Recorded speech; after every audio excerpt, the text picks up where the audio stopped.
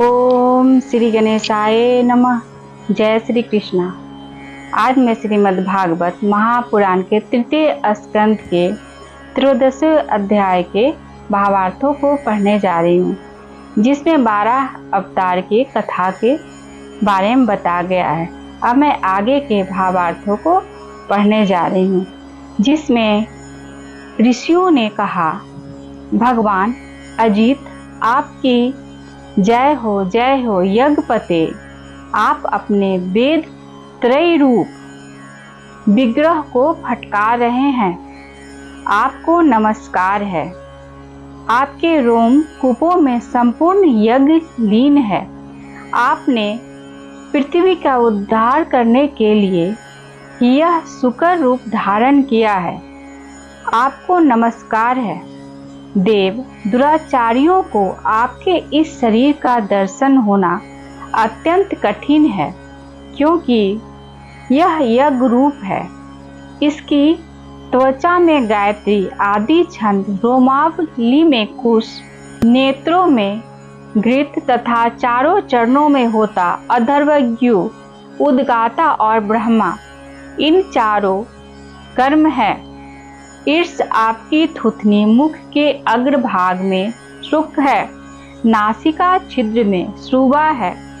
उदर में इंडा यज्ञीय भक्षण पात्र है। कानों में चमस है। मुख में प्राशित्र है।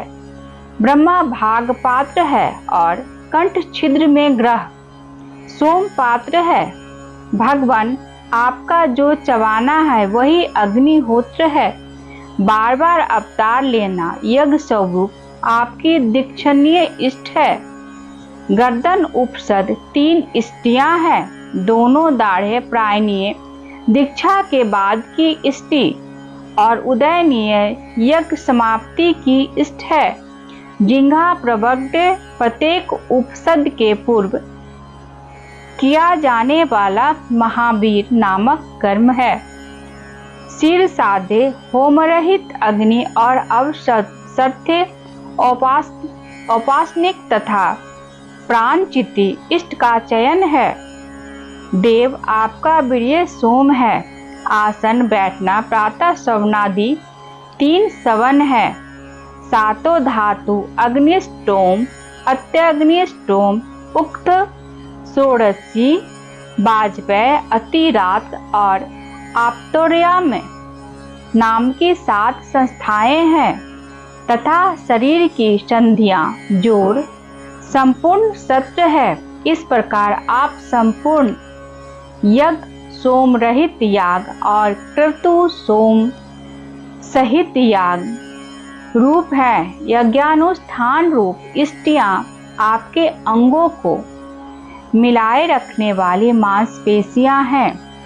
समस्त मंत्र, देवता, द्रव्य, यज्ञ और कर्म आपके ही स्वरूप हैं। आपको नमस्कार है।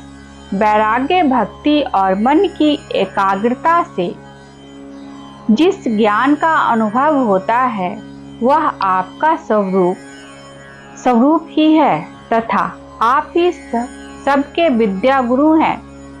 आपको पुनः पुनः प्रणाम है।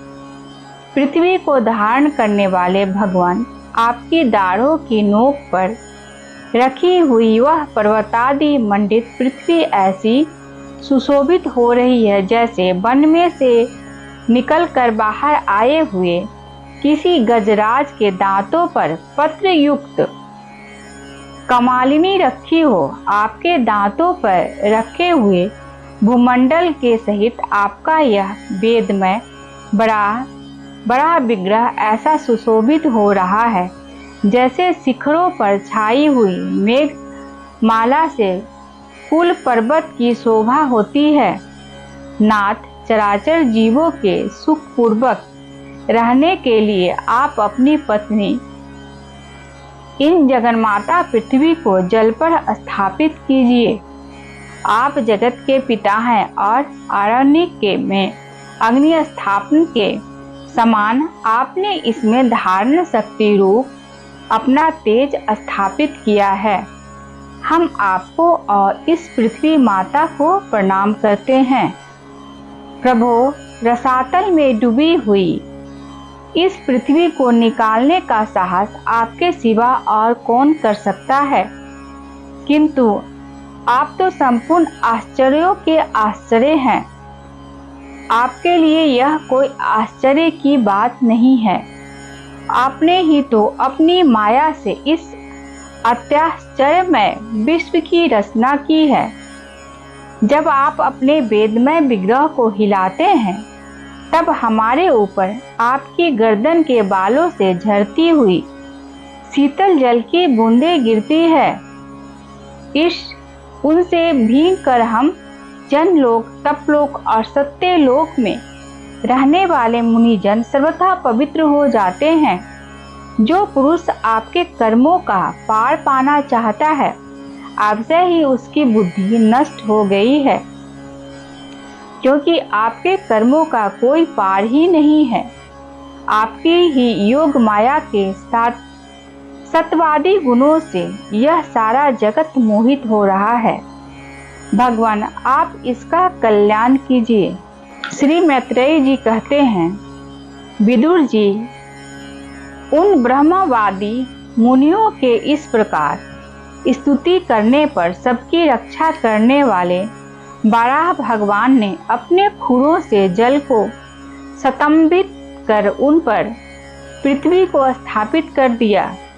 इस प्रकार रसातल से लीला पूर्वक लाई हुई पृथ्वी को जल पर रखकर वे विश्व सेन प्रजापति भगवान श्री हरि अंतर ध्यान हो गए।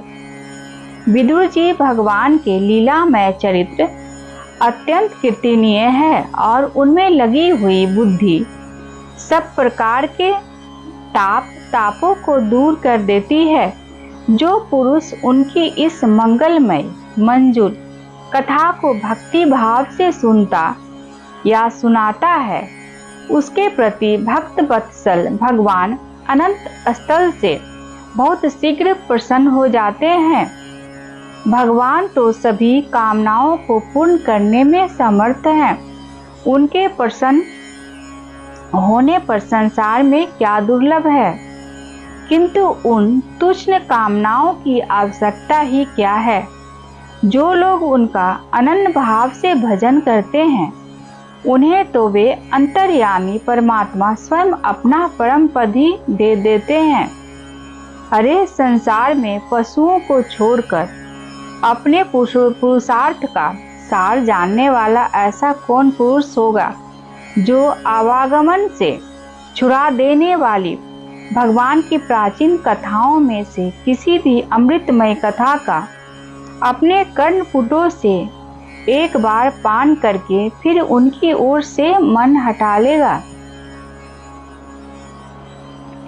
आज मैं श्रीमद् भागवत महापुराण के तृतीय स्कंद के 13वें अध्याय के भावार्थों को पढ़ी हूँ।